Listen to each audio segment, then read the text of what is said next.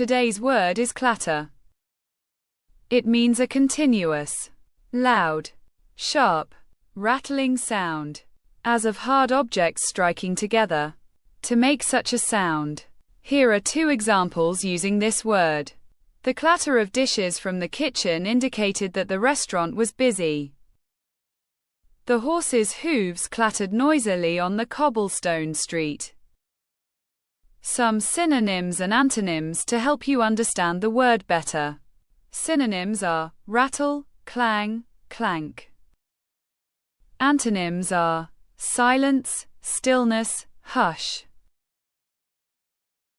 If you found this helpful, please subscribe, like this video, and hit the bell icon for more daily vocabulary words.